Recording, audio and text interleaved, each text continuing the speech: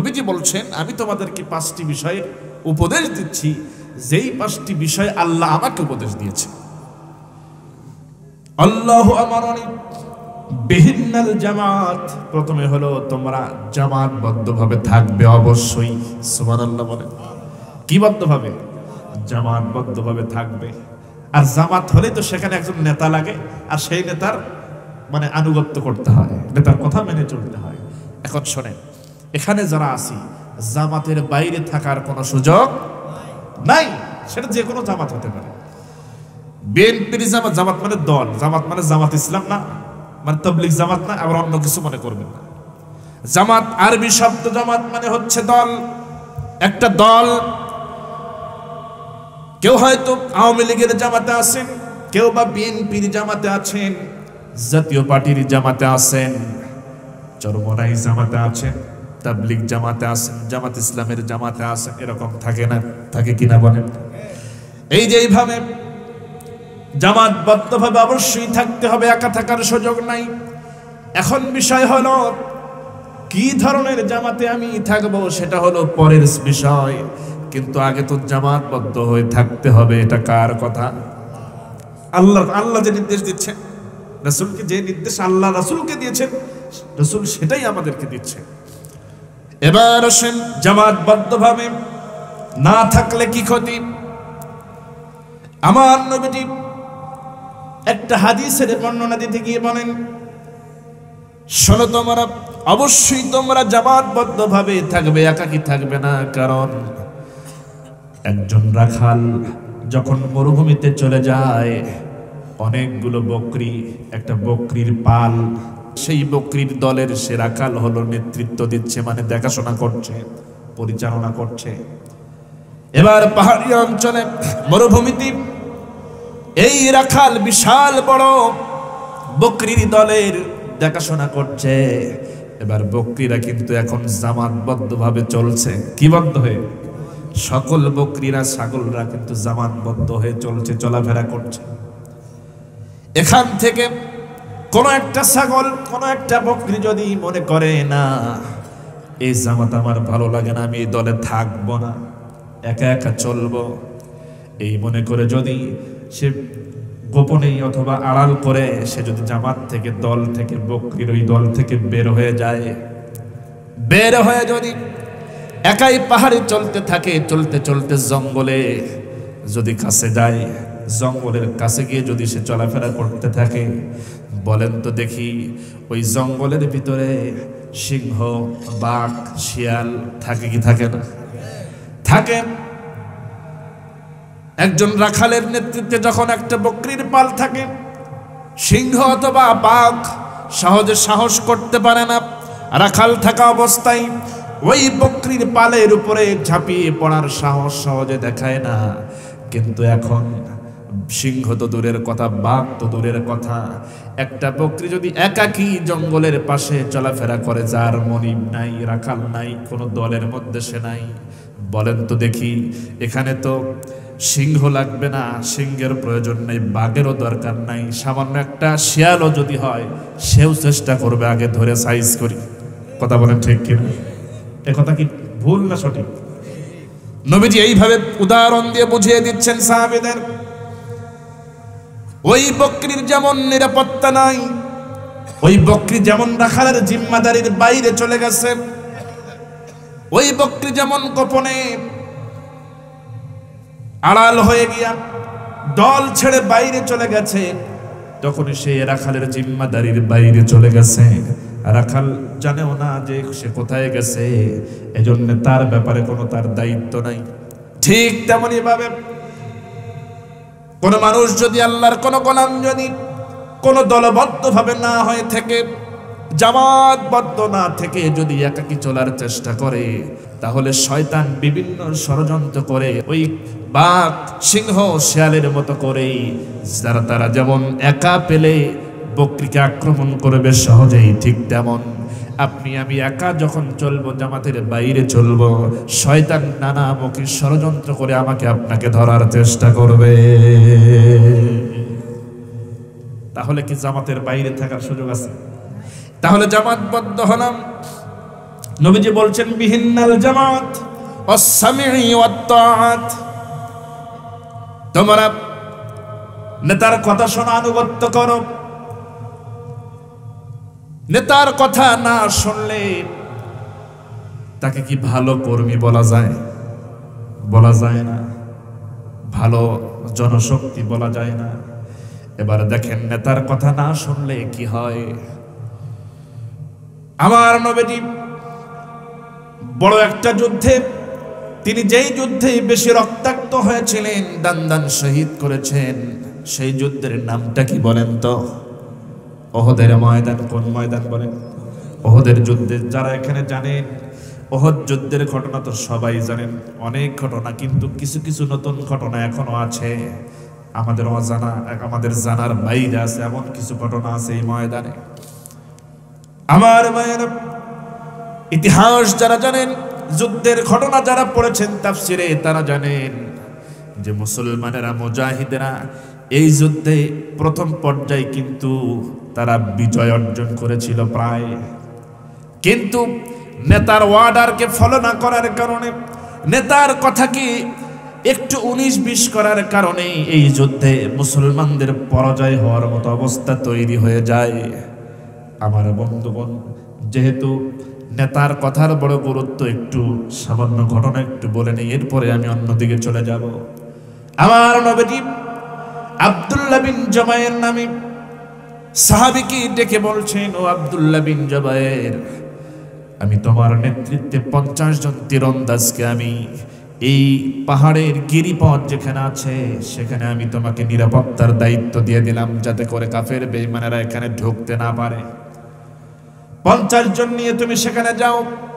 খবরদার খবরদার আব্দুল্লাহ বিন জুবায়ের রে, আমার অনুমতি না দেওয়া পর্যন্ত যেন গিরিপথ ছেড়ে দিও না।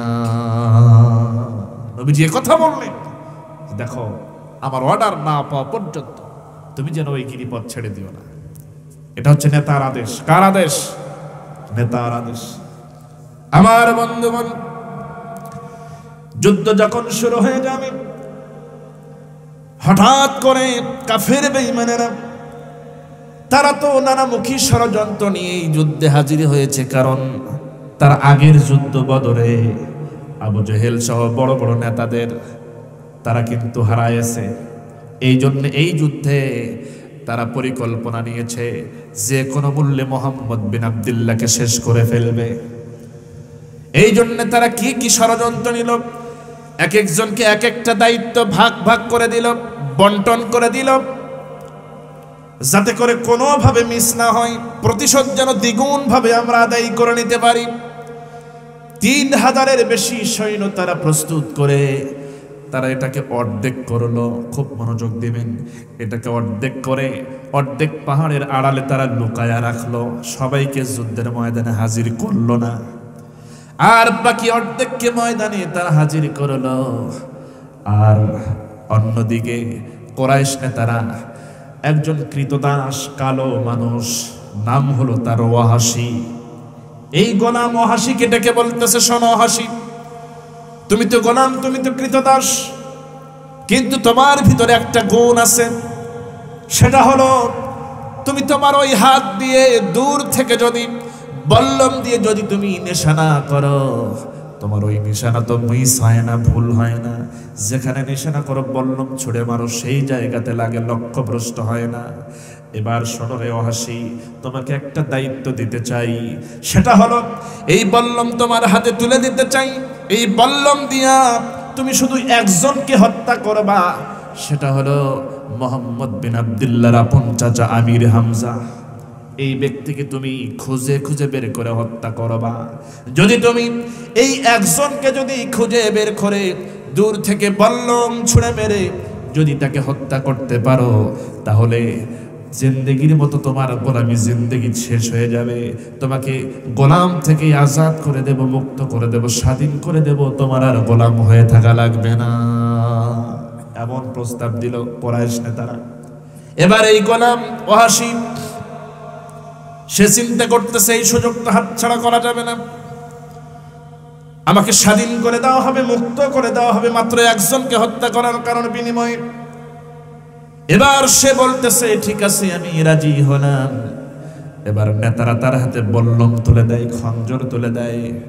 এবার ওয়াহাশী তার দায়িত্ব বুঝে নিয়ে ময়দানে হাজির, খুঁজতেছে নবীজির চাচা আমির হামজা রাদিয়াল্লাহু তাআলা আনহুকে। অন্য কারো দিকে সে তাকাচ্ছে না, একজনকেই খুঁজতেছে।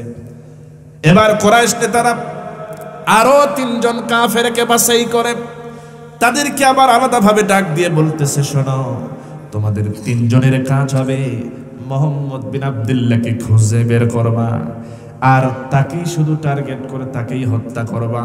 তোমাদের সামনে ডানে বামে কারা যুদ্ধ করতেছে, কে নিহত হচ্ছে এইটা দেখার দরকার নাই।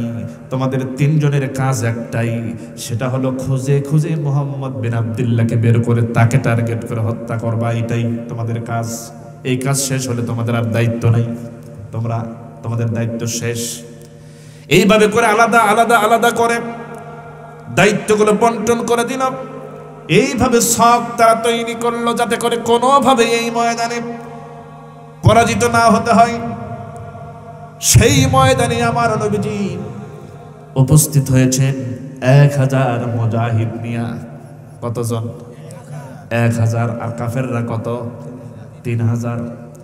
এই 1000 নিয়ে যখন রওনা করেছেন ময়দানে হাজির হবেন, তার আগেই 1000-এর মধ্যে 300 জন ময়দান ছেড়ে পালিয়ে যায়। কতজন? 300 জন পালিয়ে গেল। এরা কি মুমিন না মুনাফিক? যুদ্ধের ময়দানে গেলেই মুনাফিক চেনা যায়। কথা বলেন ঠিক কিনা? ইসলামী আন্দোলনের পথে কাজ করতে গেলেই মুনাফিক চেনা যায়। আর মুনাফিকরা সব সময় জিহাদের ময়দানকে ভয় পায়। কথা বলেন ঠিক কিনা? আমার বন্ধুগণ, নবীজি বলেছেন আন আবি হুরায়রা রাদিয়াল্লাহু তাআলা আনহু قال قال رسول الله صلى الله عليه وسلم من مات ولم يكذب ولم يحدث نفسه به مات على شعبة من نفاق رواه مسلم। হযরত আবু হুরায়রা রাদিয়াল্লাহু তাআলা থেকে বর্ণিত, নবী করিম সাল্লাল্লাহু আলাইহি ওয়াসাল্লাম বলেছেন, যে ব্যক্তি মারা গেল কিন্তু তার ভিতরে এই আকাঙ্ক্ষা নাই, মানে শহীদ হওয়া, আল্লাহর রাস্তায় জীবন দেওয়া, শহীদ হওয়া, শহীদে মরণ হওয়া, এই আশা আকাঙ্ক্ষা যার ভিতরে নাই, এই অবস্থায় যে মারা গেল, মাতা আলা শুবাতুম মিন নিফাক, তার মওতটা হলো যেন মুনাফিকি মওত। নাউজুবিল্লাহ বলেন। আমরা কি কেউ মুনাফিক হয়ে মরতে চাই? আমাদের ভিতরে এই আশা থাকতে হবে যে আমরা শহীদ হতে চাই, আল্লাহ যেন আমাদের শহীদি মরণ দেয়।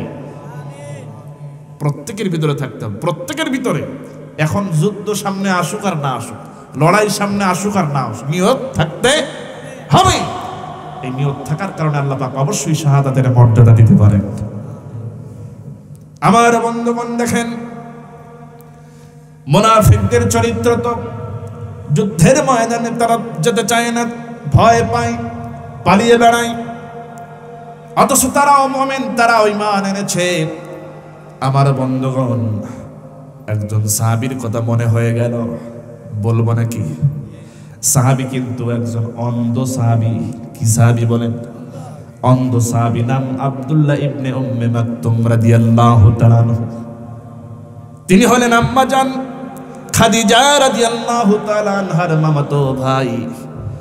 এই অন্ধ সাহাবী, তিনি যখন শুনেছেন আহারে জিহাদের কি গুরুত্ব, কি পুরস্কার, তিনি এবার সিদ্ধান্ত নিলেন আমি যুদ্ধের ময়দানে যাব। অথচ তিনি অন্ধ। যদি কোনো অন্ধ জিহাদের ময়দানে যেতে চায়, বুঝতে হবে তার ভিতরের ঈমানটা দুর্বল না মজবুত। এবার যখন জিহাদের ময়দানে যুদ্ধের ডাক এসেছে, এই সাহাবী নবীজির কাছে আসলেন, সালাম দিয়ে বললেন, ইয়া রাসূলুল্লাহ, জানতে পেরেছি, শুনতে পারলাম জিহাদের ময়দানে যুদ্ধের ডাক এসেছে, মুজাহিদরা প্রস্তুতি নিচ্ছে। ইয়া রাসূলুল্লাহ, আমাকেও একটু অনুমতি দেন, আমিও যুদ্ধে যেতে চাই। নবীজি বললেন, ও অন্ধ সাহাবী আব্দুল্লাহ ইবনে উম্মে মাকতুম, এমন কথা তুমি কেন বলছো? জিহাদের ময়দানে তুমি গিয়ে কি করবে? তোমার তো দেখার শক্তি নাই। এটা তো অন্য কোনো জায়গা নয়, যুদ্ধের ময়দান, এখানে লড়াই করতে হয়। আর লড়াই করার জন্যে, তরবারি ধরার জন্যে, তরবারি দিয়ে আঘাত করার জন্যে, আঘাত ফিরিয়ে দেওয়ার জন্য অবশ্যই দেখার শক্তি থাকতে হবে। তোমার তো সেই দেখার শক্তি নাই, অতএব তোমার যাওয়া লাগবে না, বাড়িতে ফিরে যাও। আর শুনে রাখো, আব্দুল্লাহ ইবনে উম্মে মাকতুম, তোমার ভিতরে এই সঠিক সহিহ নিয়ত যদি থাকে, আল্লাহ রাব্বুল আলামিন তোমাকে যুদ্ধের ময়দানে না গিয়েও বাড়িতে থাকলেও তোমাকে জিহাদের সওয়াব দান করে দিবে, তোমার যাওয়া লাগবে না। সাহাবী ফিরে গেলেন, আমার নবীজির আনুগত্য করলেন, অর্ডার ফলো করলেন। তিনি কিন্তু আমার নবীজিকে না জানায়া ইচ্ছে করে একাকী আগ্রহ ভরে যুদ্ধের ময়দানে কিন্তু যান নাই। গিয়েছেন নাকি? যান নাই, কারণ নবীজির অর্ডার তিনি পান নাই। নবীজি বললেন ফিরে যাও বাড়িতে, তিনি ফিরে গেলেন, কারণ নবীজির কথা মানার মধ্যেই কল্যাণ, মানার মধ্যেই কল্যাণ। বাড়িতে ফিরে গেলেন। আবার কিছুদিন পরে তার কানে খবর এলো যুদ্ধের ডাক এসেছে। আবার তিনি চলে আসলেন, নবীজিকে সালাম দিয়ে বললেন, ইয়া রাসূলুল্লাহ, শুনতে পারলাম আবার যুদ্ধের ময়দানে যুদ্ধের ডাক এসেছে, মেহেরবানি করে আমাকে একটু পারমিশন দিয়ে দেন, আমি একটু জিহাদে যাই। নবীজি বললেন, শোনো অন্ধ সাহাবী, তোমার যুদ্ধে যাওয়া জরুরি নয়, কারণ তুমি দেখতে পাও না, আল্লাহ পাক তোমাকে ধরবে না, তোমার জন্য মাপ আছে। যাদের এরকম শারীরিক সমস্যা আছে তাদের ব্যাপারে আল্লাহ পাকের অবশ্যই উত্তম ফয়সালা আছে, তোমার যাওয়াটা জরুরি নয়। কিন্তু এই সাহাবী বলতেছে, না ইয়া রাসূলুল্লাহ, আমার মনের ভিতরে ইচ্ছা আকাঙ্ক্ষা, আমি যুদ্ধের ময়দানে যেতে চাই, কাফেরদের সাথে আমি একটু লড়াই করতে চাই। নবীজি বললেন, শোনো সাহাবী, এমন করে বলো না, আমি রাসূল জেনে শুনে তোমাকে বিপদের মধ্যে ঠেলে দিতে পারবো না, তুমি ফিরে যাও, অনুমতি নাই। এবার এই সাহাবী অনুমতি না পেয়ে আবার বাড়িতে ফিরে গেলেন, তবু মন খারাপ করলেন না। এইভাবে করে আর তার যাওয়াই হলো না। আমার নবীজি ইন্তেকাল করলেন, দুনিয়া থেকে বিদায় নিলেন। এবার খেলাফতের দায়িত্বে বসলেন হযরত আবু বকর রাদিয়াল্লাহু তাআলা আনহু, সুবহানাল্লাহ বলেন। তার শাসনামল শুরু হলো যখন কোন জিহাদের ময়দানে যুদ্ধের ডাক আসলো। এবার প্রস্তুতি যখন গ্রহণ শুরু করে দেয় মুজাহিদেরা, এই খবর যখন অন্ধ সাহাবীর কানে চলে যায়, এবার সে সালাম দিয়ে বলে, আমিরুল মুমিনিন খলিফাতুল মুসলিমিন হযরত আবু বকর, জানতে পারলাম যুদ্ধের ময়দানে যাওয়ার জন্য মুজাহিদেরা প্রস্তুতি নিতেছে, আমাকে একটু অনুমতি দেন, আমিও একটু যুদ্ধের ময়দানে যেতে চাই। হযরত আবু বকর রাদিয়াল্লাহু তাআলা বলেন, ও রাসূলের সাহাবী, এমন করে তুমি বলো না, তোমাকে আমি পারমিশন দিতে পারবো না, আমি একজন মুসলমানদের খলিফা, জেনে শুনে তোমাকে বিপদের মধ্যে আমি ঠেলে দিতে পারবো না। তাড়াতাড়ি করে বাড়িতে ফিরে যাও, তোমার যুদ্ধে যাওয়া লাগবে না, যুদ্ধে না গিয়েও আল্লাহ পাক তোমাকে সওয়াব দান করে দিবেন, তুমি বাড়িতে ফিরে যাও। এবার এই সাহাবী অনুমতি না পেয়ে আবার বাড়িতে ফিরে গেলেন। এবার হযরত আবু বকর রাদিয়াল্লাহু তাআলার শাসনামলে তিনি যুদ্ধের পারমিশন পেলেন না। মাত্র 2টা বছর আবু বকর রাদিয়াল্লাহু তাআলা খেলাফতের দায়িত্ব পালন করেছেন, তারও ইন্তেকাল হয়ে গেল। এবার মুসলমানদের খলিফা খেলাফতের দায়িত্বে যিনি বসলেন, তিনি আর কেউ নয়, তিনি হলেন খাত্তাবের ছেলে হযরতে ওমর ফারুক রাদিয়াল্লাহু তাআলা। সুবহানাল্লাহ বলেন তো, হযরতে ওমর নরম সাহাবী না গরম সাহাবী? সবাই বলেন। মাঝে মাঝে একটু গরম হওয়া দরকার, গরম না হলে পৃথিবীর ইহুদি খ্রিস্টানেরা মুসলমানদের নির্যাতন করতেই থাকবে। আসতে বলবে না, কথা ঠিক কিনা? এজন্য শুধু নরম নয়, শুধু আবু বকর নয়, মাঝে মাঝে ওমরের মতো ভূমিকা রাখা দরকার। আমার বন্ধুগণ, আজকে আমাদের ইমানি শক্তি কমে গেছে, ইমানি জজবা কমে গেছে। আজকে আমাদের মুখ দিয়ে তাকবীরের উচ্চারণ দুর্বল হয়ে বের হয়। লিল্লাহি তাকবীর বললে আল্লাহু আকবারের আওয়াজ বেরিয়ে হতে চায় না। এরকম হয় কি হয় না? আমাদের ইমানের অবস্থায় এমন হয়েছে, আমি উদাহরণ দিতে গিয়ে বলি, খুব মনোযোগ দেন। দুইজন বন্ধু, কয়জন বন্ধু? দুইজন বন্ধু। একজন বন্ধু সে নিয়ত করেছে যে বাঘ শিকার করতে যাবে। কি শিকার? আচ্ছা। আরেকজন বন্ধু খবর পেয়ে তার বাড়িতে গেছে, গিয়ে বলতেছে, আচ্ছা বন্ধু, শুনলাম তুমি নাকি বাঘ শিকার করতে যাবে, কথাটা কি ঠিক? তো ওই বন্ধু বলতেছে, হ্যাঁ তুমি তো ঠিকই শুনেছো, আমি বাঘ শিকার করতে যাব মানে আমি রেডি হয়ে আছি, সে অনেকক্ষণ হলো আমি রেডি হয়ে আছি, আমি বাঘ শিকার করতে যাব। তো ওই বন্ধু এখন বলতেছে, তুমি অনেকক্ষণ হলো রেডি হয়ে আসো, বাঘ শিকার করতে যাবে, তো যাও না কেন? কয় যাবো যে দরজার সামনে একটা কুকুর বসে আছে, আমি কুকুরের ভয়ে বের হওয়ার সাহস পাচ্ছি না। চিন্তা করছেন, দরজার সামনে কে বসে আছে? কুকুরের ভয়ে শেষ বের হওয়ার সাহস পাচ্ছেন। এখন চিন্তা করেন, যেই ব্যক্তি একটা কুকুরের ভয়ে ঘর থেকে বের হওয়ার সাহস পায় না, আদৌ কি এর দ্বারা বাঘ শিকার করা সম্ভব? চিন্তা করেন, আমাদের ইমানের অবস্থাও হয়ে গেছে ওই পর্যায়ে, আমাদের মুখ দিয়ে আওয়াজই বের হতে চায় না, আমাদের দিয়ে কেমনি দিন কায়েম সম্ভব? ইমানটাকে মজবুত করতে হবে। সবাই একটু তাকবীর দেন তো, লিল্লাহে তাকবীর। আল্লাহু আকবার। আওয়াজ বুলন্দ করতে হবে।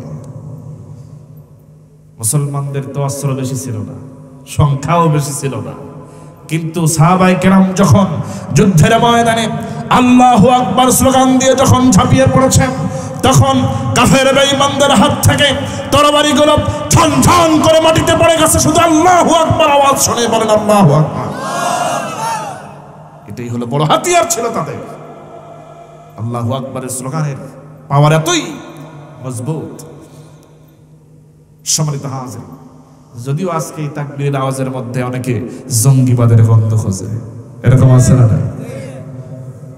এটা হচ্ছে কলিজার সাথে সম্পর্ক। আল্লাহ নিজেই বলছেন, ইয়া আইয়ুহাল মুদ্দাসসির কুম ফাআনজির রাব্বাকা ফাকাব্বির। রবের শ্রেষ্ঠত্ব ঘোষণা করার কথা কে বলেছেন?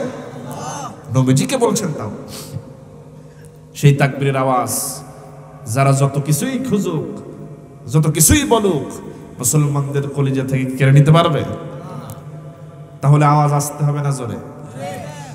যদি তোমাদের হিংসার আগুনে জ্বলে পড়ে হই ছাই, যদি তোমাদের আক্রোশ ঝরে চুরমার হয়ে যাই, যদি তোমাদের পথের কাটা মনে করো আমাদের, ষড়যন্ত্রের জাল বনে নাও প্রস্তুতি যুদ্ধের, যদি আমাদের ফাঁদে আটকাতে খোঁজো নানান উপায়, যদি আমাদের ফাঁদে আটকাতে খোঁজো নানান উপায়, সোজা পথে হেরে বাঁকা পথে নাও চাতুরীর আশ্রয়, যদি পৃথিবীর প্রতিটি কণায় গড়ে তোলো কারাগার, যদি আমাদের সবরাসদের বন্ধ করো দ্বার, যদি পৃথিবীর প্রতিটি কণায় গড়ে তোলো কারাগার, যদি আমাদের সবরাসদের বন্ধ করো দ্বার, যদি বুলেটের আঘাতে বসতি কেঁপে ওঠে থর থর, তবু স্লোগানে একটাই ধ্বনি তুলবো বারে বার, নারায়ে তাকবীর আল্লাহু আকবার, নারায়ে তাকবীর আল্লাহু আকবার, নারায়ে তাকবীর আল্লাহু আকবার, নারায়ে তাকবীর। গুম হয়ে গেছে ভাই, তবু পথ চেয়ে থাকি বসে, শহীদ বরার হয়ে সে যদি ফিরে আসে, পিতা মাতা হারিয়ে অবুঝ শিশুকে দেখায়, বিচার করো গো প্রভু আমি নালিশ দিয়ে যাই। গুম হয়ে গেছে ভাই, তবু পথ চেয়ে থাকি বসে, শহীদ বরার হয়ে সে যদি ফিরে আসে, পিতা মাতা হারিয়ে অবুঝ শিশুকে দেখায়, বিচার করো গো প্রভু আমি নালিশ দিয়ে যাই। নরপিচাস সীমারের দল জানো নাই খবর, আমরা তো সেই উত্তর সুরি বেলাল সুমায়ার, ঠিক কিনা বলেন? নরপিচাস সীমারের দল জানো নাই খবর, আমরা তো সেই উত্তর সুরি বেলাল সুমায়ার, মুমিনের কাছে ঈমানের চেয়ে দামি নেই কিছু আর শত আঘাতেও তাকবীর ধ্বনি তুলব বারে বার নারায়ে তাকবীর আল্লাহু আকবার নারায়ে তাকবীর আল্লাহু আকবার নারায়ে তাকবীর আল্লাহু আকবার নারায়ে তাকবীর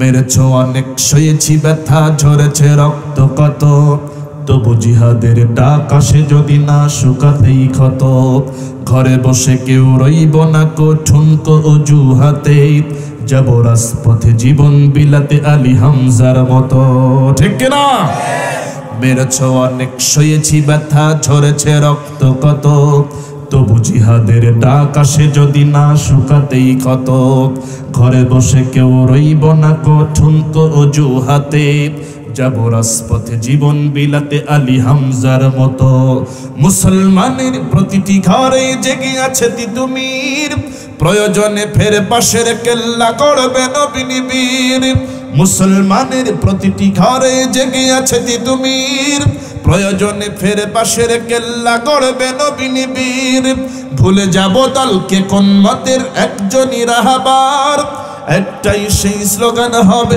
আল্লাহু আকবার নারায়ে তাকবীর আল্লাহু আকবার নারায়ে তাকবীর আল্লাহু আকবার নারায়ে তাকবীর আল্লাহু আকবার নারায়ে তাকবীর আল্লাহু আকবার নারায়ে তাকবীর নারায়ে তাকবীর আল কোরআনের আলো আল হাদিসের আলো আমার নেতা লিল্লাহ তাকবীর এই আওয়াজ কি মুসলমানদের কলিজা থেকে কেড়ে নেওয়া সম্ভব আমার বন্ধুগণ এই আওয়াজ আবার যখন পূর্বের ন্যায় মজবুত হবে তখনই কেবল গোটা পৃথিবীতে মুসলমানেরা আবার সোজা হয়ে দাঁড়িয়ে যাবে